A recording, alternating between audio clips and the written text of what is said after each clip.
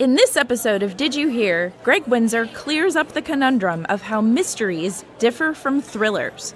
But first, Youth Services Librarians Dawna Ofstehage, Michelle Ranney, and Chris Koppenhaver discuss summer reading book clubs.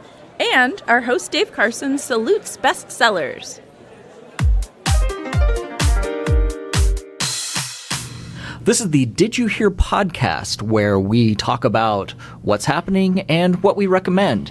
Today, for the What's Happening segment, we're going to talk about book clubs. And we have 3 librarians here with us today to talk about book clubs. And let's begin with introductions. To my left, I'm Dawna Ofstehage. And which library branch are you at? I am currently at the Lenexa City Center Library, which will open on June 2nd. How exciting. It's very exciting. Oh my gosh. And it's a beautiful building. It is a beautiful building. I would like to see more people in it. Okay. And I'm Chris Koppenhaver here at the Central Resource Library. Another beautiful building. Yes. And our third guest? And I'm Michelle Ranney, and I am at Shawnee and Cedar Row branches. And beautiful view Yes. of trees Yes. from that building as well. Well, welcome to you all. So, book clubs, is this for any particular age? So at the Lenexa City Center, we will be having Tween Book Club, and that is for anybody ages 9 to 12. And we will meet once a month to discuss the books that we read. Okay. So what kind of books are we talking about? Well, for May and August, we are doing what we call a book tasting, and that's where you bring your own book and you share out what you've been reading with everybody else in the group. So there's no assigned reading for that one, and you just show up and talk about your favorite books and hopefully get suggestions for other books to read. That's a great concept. We really like it, and Yeah. it goes over really, really well. But every time somebody says book tasting, I think back to our April Fool's joke where we told people we had edible books. These are not edible books. They are not edible books. Okay. It just gives you a taste of what the books are that other people are reading. Sure. And then in June and July, we'll be reading, for June, we'll be reading The Reluctant Dragon by Kenneth Grahame. And in July, we'll be, actually, we're not reading them in June. We will be discussing in June. So have them read by yes, the they time. will be. Okay. Yes, they will need to be read before. I mean, if you haven't read the book and want to come, you can still come. Just have Sure. to know that there will be spoilers because we will be discussing them. Is it okay to listen on as an audiobook? Yes, absolutely. Any form of reading is acceptable. Excellent. And then in July, we will be discussing Gregor the Overlander by Suzanne Collins. Wow. That sounds like a full summer. It is a full summer. So if you come to May, you will receive the book for June. Okay. And if you come to June, you'll receive the book for July. Excellent. And very similar at the Central Resource Library. And this same concept, the Tween Book Club, is also taking place at Monticello and Blue Valley. So you have options for where you can attend this around the system at different times and dates, but I'll talk more about the central one. Okay. Ours is over the lunch hour, 11:30 to 12:30, and you're more than welcome to bring a lunch and have that while we talk. Our books for the summer, the June selection is The Boy on the Porch by Sharon Creech. The July is Gabby, Lost and Found by Angela Cervantes, who's a local author, Okay. Johnson Countyan. And in August, we will discuss Hello Universe by Erin Entrada Kelly. And those, we have copies for you to come by and pick up that you get to keep, not library copies. To build your own home home library, yes. That is excellent. So you can stop by anytime. We've already been giving out copies of The Boy on the Porch, and you can get the others over the course of the summer. And this is something we're just starting. It'll be our very first time happening in June, but we're hoping to continue it on through the fall and ongoing after that. I would also like to say at Lenexa City Center, we also give out the books, so you don't just get them if you come. If you are unable to make it to one of those times, but you would like the book, if we have extra copies, we keep those at the desk, so you can just come in and ask. And if we have an extra copy, we'll give it to you. If not, we will put a copy on hold for you to be able to check out. Very good. So, Chris, do you have a favorite of those three? Well, I've not read The Boy on the Porch. Okay. I was just reading some reviews to prep for this discussion. Sure. And it actually sounds quite intriguing. A farm couple walk out on their porch one day, and a boy of indeterminate age has been left with a note saying, "Please take care of him. We'll be back when we can." Wow. And he doesn't speak, but he's very creative and loving and has a way with animals, and it sounds very intriguing. And Sharon Creech is a Newbery Award-winning author, and I've read some of her other books and really liked them. Wow. Of the other two, Hello Universe in August won the Newbery recently. Okay. And I had a lot of fun with that, about three kids having a unexpected adventure in the woods in their neighborhood, all after being bullied by the neighborhood bully and trying to avoid him. So that's got some good suspense and relationship building. But I think my favorite of the ones that I've read then would be Gabby Lost and Found. And that's about a girl, I don't remember her exact age, but around 12 or so, whose mom is an undocumented immigrant who gets deported. And so she suddenly has to go and live with her dad, who had left them years ago and is not up on his parenting game. And she has some issues with being bullied at school, but she starts volunteering at a local animal shelter and wants to be a writer, so she starts writing personal ads for the animals to help them get adopted, and finds a creative outlet and a lot of love and connection with the pets. Wow, how interesting. So what a treat that you get free books for summer reading this year at the Johnson County Library. And so now I'm kind of reminded of Monty Python, and they used to go from sketch to sketch, and they had the guy who would say, "And now for something completely different." Michelle, we have something entirely different. Yes, well, not entirely different, but it is a book club. Okay. So American Girl Book Club is actually in partnership with the American Girl doll store. And so they provide for the library books for us to use on a repeated basis at different branches. And so this summer, both the Monticello branch and the Shawnee branch are going to be reading different stories of these girls. The age range is, again, it's probably about 8 to 12. I usually say as long as you can read the book, you will have a good time at book club. And we discuss the book. And the interesting thing about the American Girl books is that they take a girl that is the age range between 8 and 12 and set her in a historical context. So the kids that come to the club are learning about history, but also maybe what it would be like if they were in that position. So this summer, we're doing Nanea, who her story takes place during World War II in Hawaii. And so the second book is what we're doing this time. So the attack on Pearl Harbor has already happened, but which that was covered in the first book that we did. But Nanea is still, and her family and friends are still dealing with the fallout from what that means and what it's like to be at war as a 10-year-old girl. And then Rebecca is another one. Her story, she's a Russian Jewish immigrant in the 19-teens in New York City. And so she's dealing with her family immigrating to the country and not being familiar with English, not being familiar with customs, and what that could look like. So we have some really great discussions with the kids that come to American Girl about how those things even translate to today. Like, what does it look like in our lives? These kids that come are all dealing with people that are immigrating to the country and learning new languages. And so it's cool to kind of get that historical perspective as well as current perspective. Yeah, and it's American Girl Book Club, but it's not just for girls. No, we have good had stories are good stories. Doesn't matter if you're a boy or a girl. Yes, we have had boys come as well, and they've enjoyed it because they like the story as well. And we usually do a craft too.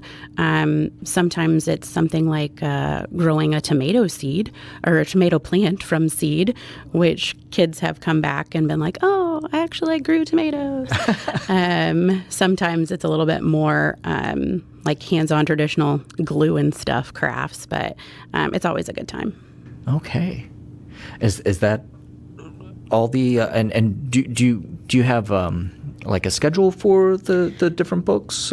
We do. The easiest way to get the books is, like I said, because we're in partnership with American Girl.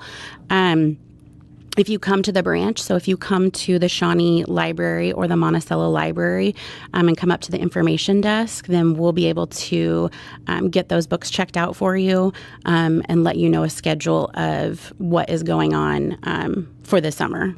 And we'll have that on our website as well. Yes, Go to correct. jocolibrary.org/events and type in American Girl Book Club or any of these other book clubs. What are the official names of the book club that you were mentioning? Chris and I both were talking about the Tween Book Club that is being held at Lenexa, Monticello, Central, and Blue Valley. Very good. Okay. Well, to wrap things up, what's your favorite part about all of this? Watching the kids talk about these books and getting their perspective. It's really fun to watch them make connections with other people over books. And I imagine they just light up when they see that they get to keep that book. They do. Yeah. Yeah, because reading is often a solitary act, but when you get together with a book club, you get to share the experience of those stories and talk about them and have fun with others, and it becomes a social activity then instead of a solitary one.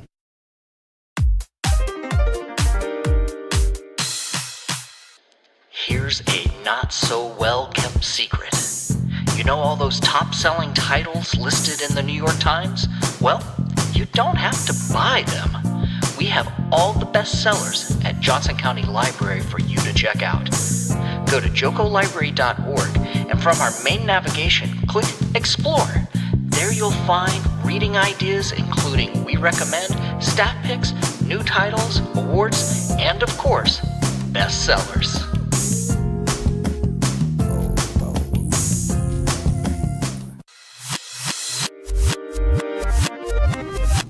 Welcome back to Did You Hear? I'm here with Gregg Winsor, and we are ready for our We Recommend segment. And today, it's mystery, thriller, something or other. Yeah, mystery/thriller, let's say. Maybe crime adjacent. My opinion is that mysteries and thrillers are two different topics, even though they often get lumped together. My theory is that mysteries engage the brain, right? They're like the Sherlock Holmes. You follow the investigation along, you pick up clues, and the author kind of gives you a chance to solve the crime. Okay. Whereas thrillers, instead of going for the brain, they more go for the gut, right? They're the ones that, like, there's some sort of looming threat or menace, and that the author really gets his hooks into you and takes you along for the ride. Yeah, I'm thinking like going to the Worlds of Fun roller coaster and having that tick, tick, tick, tick as the roller coaster goes up. That's what a thriller does. It just really heightens that anticipation and gets you going. Interesting. Okay. Well, do you have some suggestions on, are these new or just kind of all-time favorites No, of yours? these are new. Actually, Okay. I got a chance to be a part of something really cool recently. Library Journal, which is a respected library magazine, asked me to write a cover feature on upcoming mysteries and thrillers. And a bunch of publishers sent descriptions of upcoming books to me, and I had to kind of sort them into like different categories, like police procedurals or psychological thrillers or cozies or whatever, and then kind of pick out interesting topics and things that I thought that might be kind of serve something that maybe patrons haven't seen before. And so I published it, and I'm going to talk about 5 or 6 little titles that I really am personally excited about, and I want to share with everyone else. Excellent. Well, let's dive in. Absolutely. First one is going to be called City of Windows by an author named Robert Pobi, P-O-B-I. It's going to be out in August, and the slug line for this one, the the elevator pitch, is a sniper is taking down law enforcement targets during one of the harshest blizzards in New York City's history. Wow. And it's kind of the main character is a retired FBI agent who's a college professor who gets called back in for one last case. And if you're eyeballs are rolling at that description. Mine was too. But when I read this one, I was really, really taken away. If you like kind of those kind of lone wolf police books like a Michael Connelly, Harry Bosch, or a Jeffrey Deaver, Lincoln Rhyme mystery, this is absolutely going to be the one for you. Not only is the main character kind of a retired FBI, but he also is, I guess, disabled in a way. He has prosthetics because of injuries from previous cases, and he's has this a very unique ability to think in terms of geometry. So he can like maybe trace a bullet, through space, right, through his own mind, and it's something that not very many other people can do. And so he is really engaged by this. And then when the sniper starts targeting him and his family, he raises a lot of foster children, and so once that gets entered into the mix, it ratchets up that tension even further, and really makes for an engaging thriller that is not only just dudes with guns chasing other dudes with the guns. It's kind of a cat and mouse style thriller that's a lot of fun. And who was that author again? Robert Poby, P-O-B-I. This one comes out in August. Is he a new author? He's written a couple, but this is going to be his a big leap forward, I think, for him. And I hope patrons find this one. Well, great. What's number 2 on your list? Absolutely. The next one is going to be a book called The Shallows by a writer named Matt Goldman. He writes his main character is a private investigator named Nils Shapiro. And this series is fun and interesting because, first of all, it's set in Minnesota, and not just like, kind of downtown Minnesota. This is very kind of rural Minnesota. It's almost like the characters from Fargo or in like a murder mystery, and the author has a really good way of just kind of writing about his characters in a very dry wit type of way. So it's really smart and really sly and really fun. And the main character, again, is a private investigator who investigates the death of a local kind of a lawyer who's involved in politics. And so as Nils goes through and exposes the corruption of the small town Minnesota, you get a lot of fun commentary on how politics are in American culture and how economics corrupts everything. But if you're looking for I kind of think of him as as kind of like a Lawrence Block, or maybe even what James Lee Burke is to New Orleans, Matt Goldman is to Minnesota. I love that setting. I don't know. So you're probably a fan of the movie Fargo, but I don't know if you've ever really dived into the television show Fargo. We have box sets of all the seasons here at the library. That is some really each season is dedicated to a different true crime story. Sure. And you still get that flavor of Minnesota, and the third season is particularly good because there's a tie to the Kansas City Mafia. Nice. So just a little side note. That's a little local flavor. And it's really interesting. In more than any other genre, the mystery thriller genre seems to kind of thrive on local flavor, right? You can almost like mention like Dennis Lehane, who does Boston, or George Pelicanos, who does Washington, D.C., Michael Connelly, who does Los Angeles-based crime. So it's almost like the regional shades of flavor of that particular culture, of that particular area, really adds to the mix and makes it a really interesting, intoxicating mix. And it's always fascinating. What is the emphasis? Is it the character? Is it the scene? Is it the setting? Atmosphere and setting is always a big thing in mysteries. There's a librarian named Nancy Pearl who talks about appeal factors, right? Kind of how a story, what does an author do to make a story appeal to people? And she marks 4: language, characters, plot, and setting. And all four of those kind of mixed together with those mysteries and thrillers, that setting can really come to the fore and flavor the plot and flavor those characters. Yeah, there's a writer named Kenneth Burke who built, the theory called the Pentad, and it's, all about act, actor, scene, setting, etc. But he makes the argument that in every story or every act of life that it's usually about two of them, and it's that interesting relationship between the give and take, the act the interplay. and actor, or act and setting, Sure. And it's fascinating. Books to go the same way, and I think from all this we need the great Johnson County, Kansas crime writers. So if anybody out there is listening, if there's that specific suburban flavor that you can write a mystery around, go for it. Are you familiar with, so the Kansas City Mafia and the River Key area? Are there some good stories that Absolutely. Not off the top of my head, but it is a very rich setting. There's a author named Lou Burney who wrote The Long and Far Away Gone and then November Road, which is one of my favorites last year.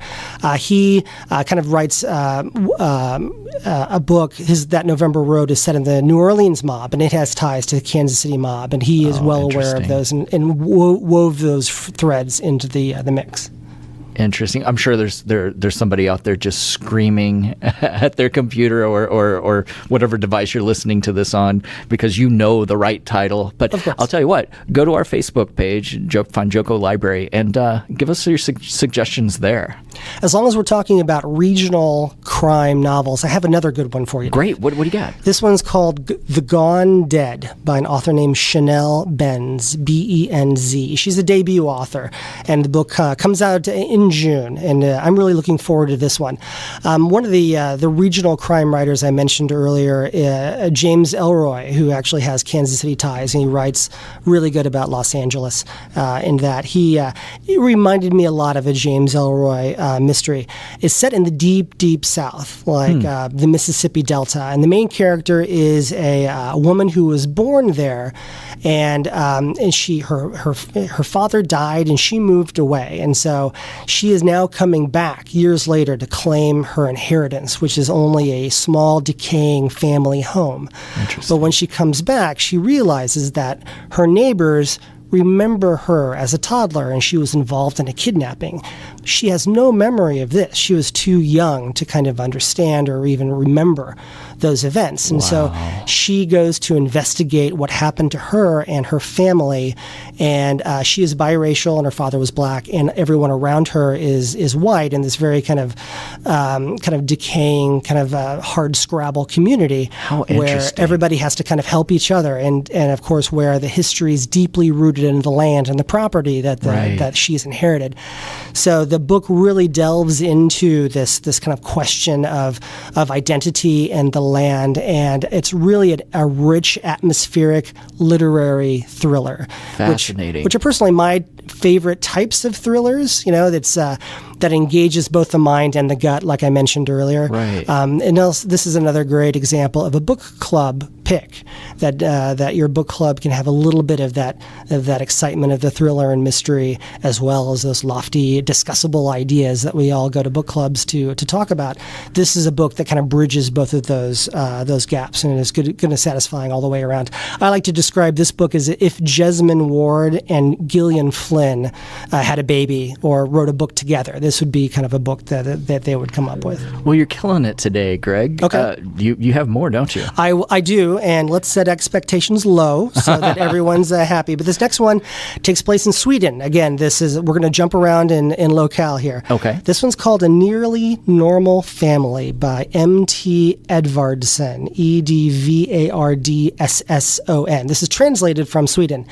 This is kind of an example of Scandinavian noir, but this is no the girl with the dragon tattoo style. No. This is more of a domestic, kind of a domestic thriller. Interesting. The pitch on this one is that there's a very intimate, kind of a small family, a father, a mother, and the daughter. The daughter is college age. She's just graduating high school and going on to the next phase of her life. She gets caught up in a murder investigation and gets pulled into the police. And her father, who is a kind of a minister, like a pastor, tries to investigate what happened in her life that caused her to get mixed up in this. And so the point of view is alternating between the three members of the family. And of course, each member of the family has a different memory of the events that led up to this, and each of them have different pieces of the puzzle. And so it's really interesting to see this is not like a crime drama or like a big courtroom scene. It's more of an intimate family thriller where you take these different pieces of this puzzle of this family that seems normal and seems pillars of the local community, but you find what really happens underneath and behind those closed doors. I found this to be atmospheric and really smart. Yeah. So when a book is translated,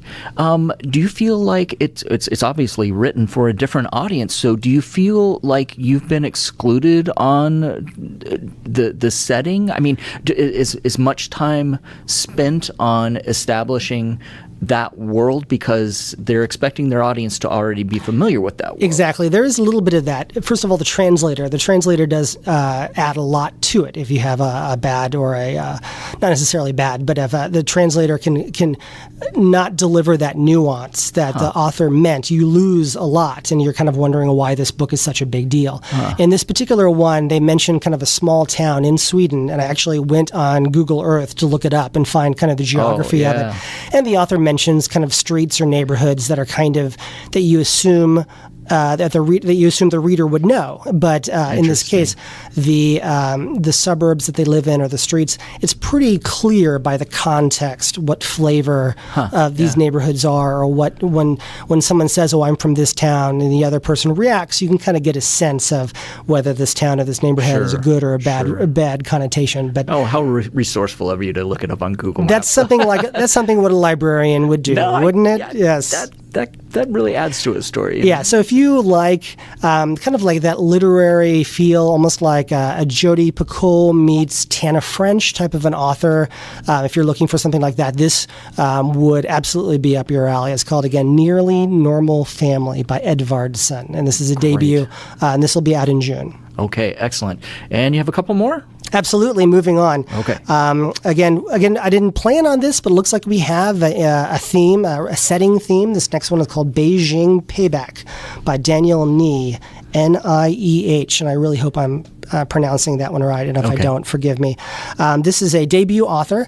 This is going to be a fast-paced, kind of a funny, smart revenge thriller. The main character is Victor Lee. He is a college basketball player in California. He assumes his dad is a restaurateur from China, and after he dies, goes through his father's things and realizes that he is in deep with the Chinese mafia, the Chinese triad, and goes back to Beijing, where he's never visited, to kind of unearth this mystery and to settle accounts. And the author is, I don't want to say funny, because it's not necessarily a funny book, but it's very smart and very witty, and there's a lot of kind of wry humor in the revenge flick here. It's almost like if you're familiar with the author Joe Ide, who sets his mysteries and as kind of a Sherlock Holmes character in South Central Los Angeles.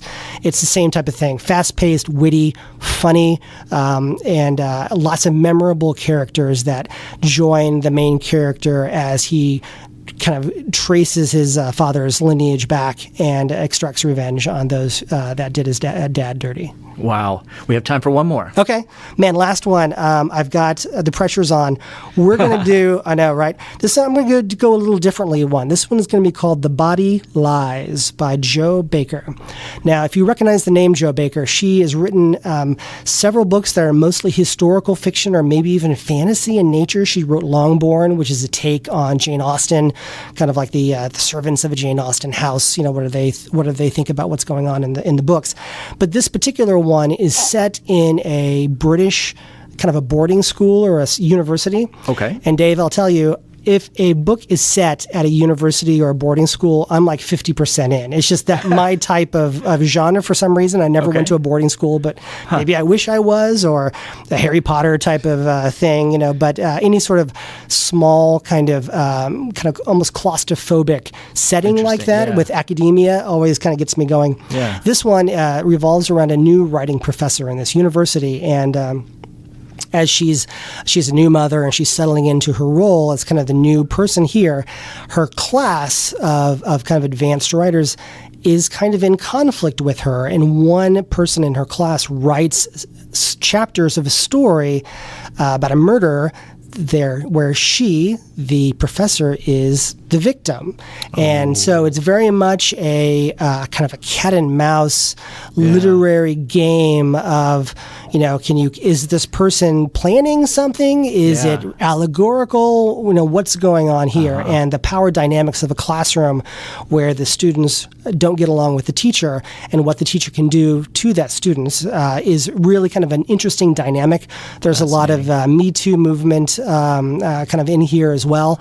And this one is going to be coming out in June as well. And I'm really looking forward to this. The description and the atmosphere and Joe Baker's pedigree reminds me of one of my favorite books, The Secret History by Donna Tartt, which also is set in a small New England college involving professors and students. And another psychological thriller called Gentlemen and Players by Joanne Harris, which is a fabulous book about a kind of an old professor in this kind of small university and the student who kind of plans their revenge. I told you I love those settings, right? Well, and if our listeners are really into the types of books that you are interested in and that you find fabulous and that are your favorites, how can they find your lists on our website? Absolutely. If you go to jocolibrary.org, you can search my name under the search bar there. Instead of searching by title or author, search by user,